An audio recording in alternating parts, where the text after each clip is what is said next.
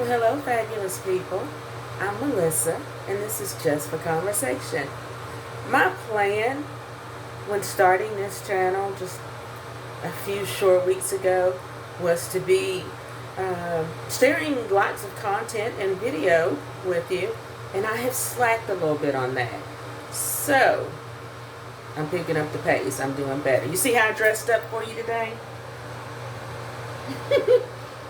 I hope you all are doing well, and this finds you happy and healthy and safe and making the most of our forced downtime.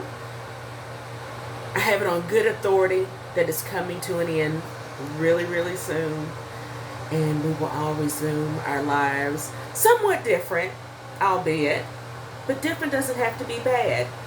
So, in the meantime, in between time, let's chat a little bit, see what you got going on, what you got to do. Right now, I am fixing some dinner because, well, it is Easter Sunday, but okay, that's fine. I am going to share with you while I'm cooking an experience that I had yesterday, and it was so funny and so kind of heartwarming, I guess you could say. And it made me chuckle. It made me laugh for the first time in I don't know how long, because it was kind of the first time I'd been out of the house in a while.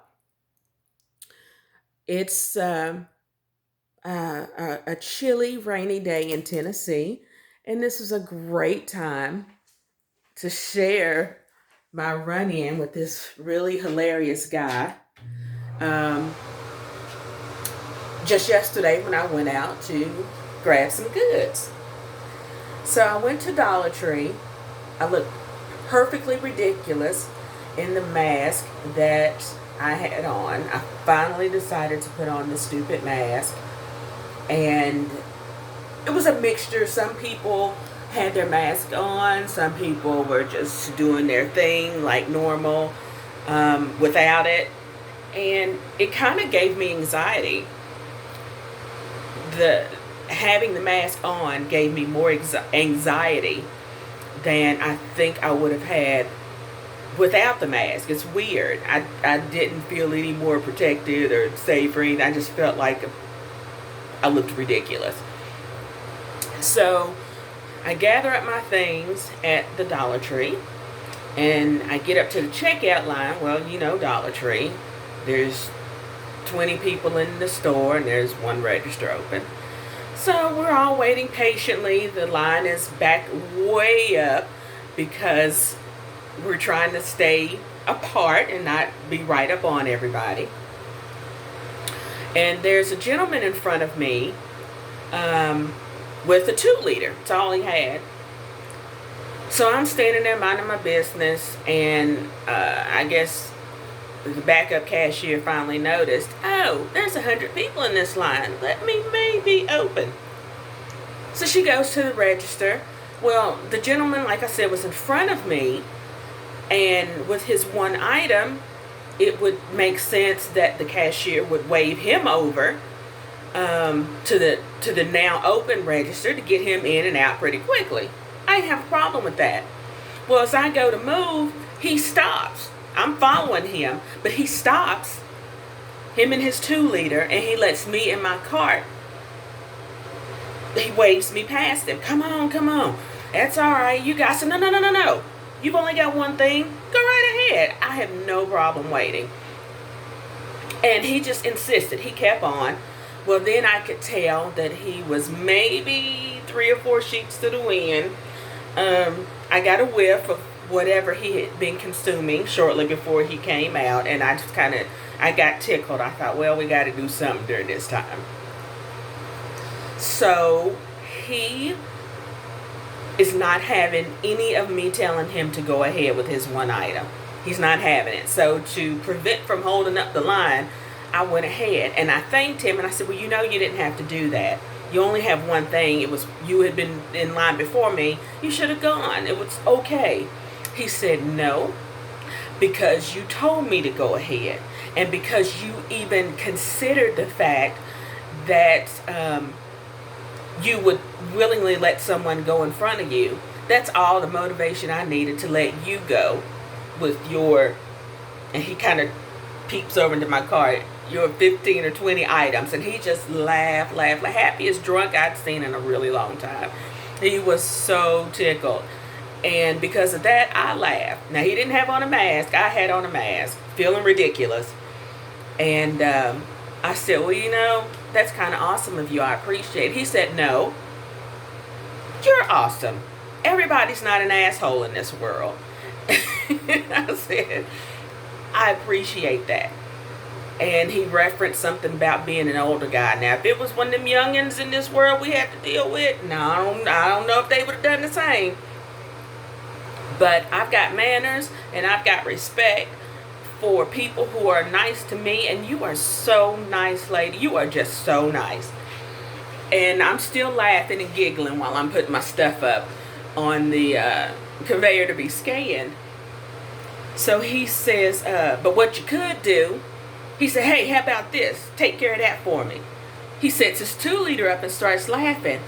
And instantly I said, sure, put it up there. And he just kind of looked at me. He said, no. I was just playing. I said, I know you were. And actually, if I had thought of it before you had, I probably would have said it anyway. Put it up here. I got you. No. So he finally put his 2-liter up there with my stuff. And the cashier, by the way, she was doing one of these. And kind of smiling. So I think he may have been a regular and she may have been kind of familiar with his tone and his demeanor and his jolliness.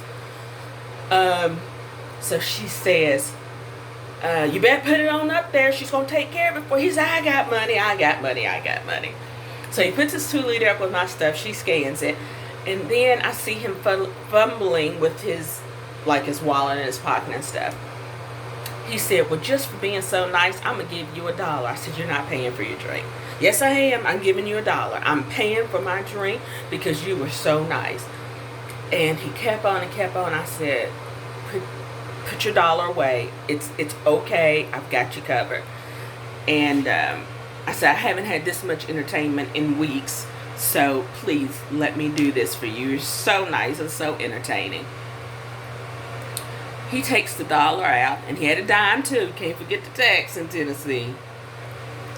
He puts the $1 and the dime on the little stand where you write your checks or set your purse or whatever it is you're doing. And he said, well, if you don't take it, somebody else is going to get it. He said, put this in your bank for your little ones. Put this in the piggy bank. And I just cackled. I don't know why I found him so amusing, but I absolutely did. And he was an absolute riot. He actually made my day. Feeling all the anxiety I was feeling going into the store for no reason.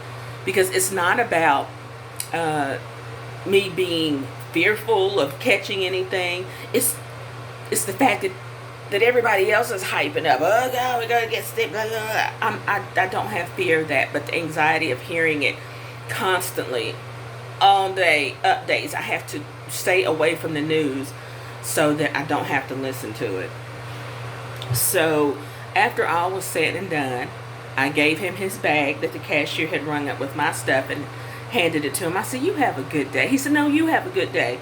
You are the most pleasant person, and I hope you stay safe and well, and I hope to see you again soon. I said, well, you just might. You never know. And he said, now you put that $1 in the piggy bank for your youngins. I said, okay, I'll do it. Well, he goes on out the store, and I'm just laughing, thinking about the whole experience. I got my bags and headed on out, and the cashier was just, by this time, she was in a full laugh. So the people behind us were laughing, and everybody had a full-on Dollar Tree moment of giggling and happiness.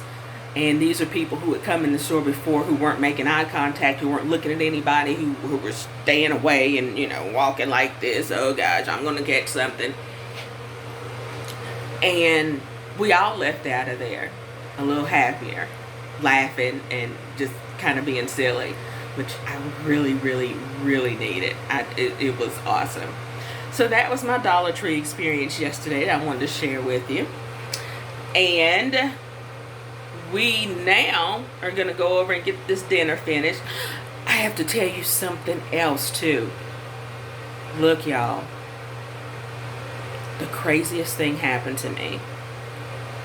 I had a bread moment. Do you know what a bread moment is? A bread moment is when you get something that you usually get because it's cheap, it's the right price, and then you just incidentally happen to pick up something else because that's what was available, and you have an epiphany of all the crappy bread that you've been eating for probably the past 10 years of your life. I had a bread moment yesterday and it blew my mind. I'm used to having, like I said, whatever bread is on sale, whatever's the cheapest, the Walmart brand, the Kroger brand, the dollar bread, the 88-cent bread, I don't care, because usually it's not that big of a deal. Now, when I do want some good quality stuff, I have my go-tos. I eat pretzel rolls, and I have all kinds of amazing little snacks that, you know, when I want something high quality and artisan, I grab those. But just on the daily, just daily loaf, sliced bread, it's always been the Kroger brand. Again, being in the Dollar Tree, I saw the Wonder Bread for $1, and I thought, let's grab some Wonder Bread. Girl, let me tell you something. Y'all, that bread changed my life. When I got home yesterday from doing all my running and what have you, I made a roast beef sandwich. I just picked up some fresh sliced roast beef, and I had some Munster cheese and, you know, your lettuce, tomato, mayo, all that fun stuff. I made that first when it came out the bag, when you first grab it, the difference was undeniable. It was so soft, so squishy. It had this, it even smelled good. And usually the bread don't, you know, it don't really get me excited like that. But I thought, what have I been missing all my life with this Wonder Bread stuff? So I go out and pull my bread out. Look, y'all. This is what I'm used to having. See this Kroger bread here. I mean, it's fine. We've done fine with it over the years. And I've even got one. Let me see if I can get to it right quick. Check this one out. Just say white bread. Good to dough white bread. I tried to eat that the other day with a tuna sandwich, and it wasn't very pleasant. This is her now. This white bread, this Wonder Bread, it totally changed my life. I'm in love now, and I think that I could easily be doing white bread on the regular now. It was that good, y'all. It was that good. It was just fluffy, and the texture was just, look at it. It bounces back. This bread don't bounce back. It's kind of dense, and you know what I mean? Can you believe that that's what I've been eating all my life? And now that there's Wonder Bread at the Dollar Tree, I discovered Wonder Bread at the Dollar Tree, y'all. It is the best thing since sliced bread, let me tell you.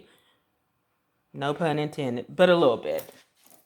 So, let's hop on over here. I got my water boiling for my mac and cheese. Now, I did cheap out, and I got a box of mac and cheese. I haven't had a box of mac and cheese in years. Being a food service, culinary, and catering professional, I pride myself on making everything from scratch. I make my cheese sauce. On occasion, I make some pasta. Season it up real good, and that's what my family has always been used to eating. But this time, yesterday, I wasn't feeling all of that. I just wanted some cheap ass mac and cheese. Look, Walmart brand is all they had in the store. There wasn't any Kraft. There wasn't any Cracker Barrel. You know, I see them. I've just never had them. That's the mac and cheese we're eating today. Lord help me, Jesus. All right, check this out. I was craving pork when I was in the store. All they had was ribs. All right, ribs it is. I'm not afraid of a rib. I love a rib. So when I came home from the store, the first thing I did, I got it seasoned up. Really, really, really good. I might be willing to share the way I do my ribs, if you ask. I mean, I'm just... Notice I'm unwrapping them from the plastic wrap. Yep. I put plastic wrap in the oven. We've done it forever in the professional kitchen. You put them in plastic wrap, let it marinate, and get all delicious and seasoned, and then you wrap it in foil. Well, that's how I put it in the fridge. It was all my goodnesses in there. And now the ribs are cooked. Look at that. Holy cow. Look at that. Look at my ribs. Y'all, let me tell you something. So what I'm going to do now is take the ribs out of the plastic. We're going to slap on a little sauce, a little finishing stuff, and I'm going to put them in the oven. Since it's raining outside, I can't grill. Put them in the oven for a few minutes, let them get a little color, let them crisp up on the outside. Y'all, I'm trying to tell you, I wish you were here to be able to have some ribs with me. We'll tune back in a little later, see how this box mac and cheese does. Oh, and if you see this, this is my concoction of rub that I use for my ribs. Get one last look, because I'm about to get off of here, crisp these bad boys up, and I'm about to get my grub on. So I've got my ribs, mac and cheese. I'm going to find some kind of veggie in the freezer to go with it. And you can't forget my Wonder Bread discovery. That's gone forever and ever and ever. And I think I'm a new fan of the Wonder Bread. Yes, Lord. Well, I appreciate you spending some time with me today and listening to the rantings of a crazy lady. I'm coming in here because the mirror is close and I can see. So, again, don't judge me. I'm still working on all of my video skills and so on and so forth. The next time, I'm going to be even more dressy for you. But today is about eating and rain. I love a good rainy day. We had a thunderstorm the other night that just, it made me so happy. I opened up the windows. That breeze was coming in, that rain, the thunder, and the lightning. It was awesome. But anywho, I'm going to get moving now. I appreciate you hanging out. I appreciate you taking a moment to watch my video. I would really, really, really appreciate if you would like my video and maybe leave a comment and tell me if you had a Wonder Bread moment with some other product. I would love to hear that. I hope that you will be hanging around all the time and we'll become good buds. I hope to see you again very soon. And I hope you have a wonderful rest of your Easter. Your week gets off to a great start. And everyone stays safe, healthy, and happy in your world. We'll talk again soon. Take care.